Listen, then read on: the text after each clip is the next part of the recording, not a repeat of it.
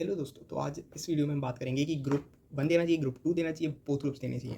पहली चीज़ तो यार, अगर आप रेगुलर कॉलेज में हो, फर्स्ट ईयर से चालू कर दिया है, सेकंड ईयर से चालू कर दिया है, तो एक एक ग्रुप करके दे दो, क्या ही जाता है। बिकॉज आप आर्टिकलशिप चालू नहीं कर पाओगे, टाइम तो बचेगा ही आपके पास। रैंक कर रहे हो तो फिर तो बोथ के लिए जाना पड़ेगा, या थर्ड ईयर में हो तो बोथ के लिए जाओ, टाइम की वेस्ट कर रहे हो। दूसरी चीज़ क्या है, अब जो नया कोर्स आया है उसके हिसाब से तो आई थिंक बोथ ग्रुप्स के लिए ही जाना चाहिए। और अगर नया कोर्स नहीं भी होता जो रेगुलर कॉलेज में नहीं है, उससे मैं कहता भाई बोथ ग्रुप्स के लिए जाना चाहिए। मैंने नहीं किया बोथ ग्रुप, मैं भी मई में निकाला था मैंने ग्रुप 1, और मैं ग्रुप 2 के लिए कर रहा हूँ नवंबर में। तो मैं इसलिए ही बता रहा हूँ कि यार, क्योंकि क्या होता है ना, ये जो बोथ ग्रुप्स है ना, इन दोनों को ऐसे बैलेंस किया गया है। पहली चीज़, एक के अंदर थ्योरी ज़्यादा है, एक के अंदर प्रैक्टिकल ज़्यादा है, तो वो एक ना बैलेंस आउट कर देता है जब आप दोनों ग्रुप देते हो। फॉर एग्जाम्पल अब तो चेंज कर दिया इन्होंने, जैसे अकाउंट्स, टैक्स और लॉ, और फिर कॉस्टिंग, FMSM और ऑडिटिंग, अब तो बैलेंस्ड है काफ़ी। पहले क्या होता था, ग्रुप 1 में है टैक्स, कॉस्टिंग, अकाउंट्स, ये तीनों प्रैक्टिकल, फिर एक लॉ, बस एक ही है थ्योरी।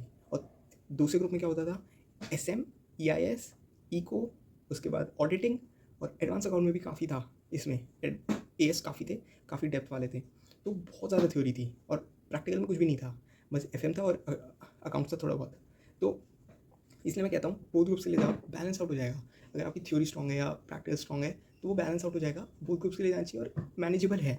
अगर आप, यही मैं गलती करी, मेरे को लगा था मैनेजेबल नहीं है, लेकिन है मैनेजेबल। अगर आप रेगुलर कॉलेज में नहीं जा रहे हो तो आपको दिन के आठ आठ 6-8 घंटे तो निकालोगे, 6-8 घंटे में हो जाएगा भाई, मैनेजेबल है।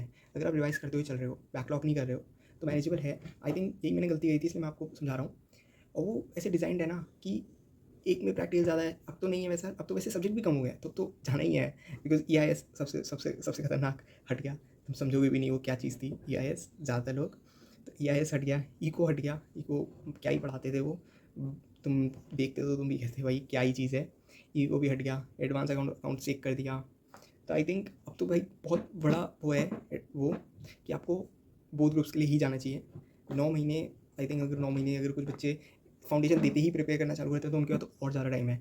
आप आराम से कर सकते हो, जल्दी जल्दी करो स्टार्टिंग से ही, क्योंकि आपको लगता है कि 9 महीने और 11 महीने बहुत होते हैं। 12th भी तो हमने करी थी लास्ट के 2 में, भाई 12th नहीं है ये, बहुत लास्ट में लगती है। तो स्टार्टिंग से करो, एंडिंग में आपको बीच में पता लगता है कि यार सब्जेक्ट सच में बहुत बड़े हैं, बहुत इंटरवास्ट है। तो इसलिए कह रहा हूँ स्टार्टिंग से करते हुए चलो, तो आपको बाद में, मैं सच बताता हूँ, बहुत सही रहेगा, आसानी रहेगी। आप दोनों ग्रुप निकाल लोगे आराम से। So that's it for today guys. Video अच्छी लगी हो तो लाइक करना, सब्सक्राइब करना, हमेशा मैं कहता हूँ पैसे थोड़ी ना लग रहे हैं, कर दो, फ्री है। Okay, that's it for today guys.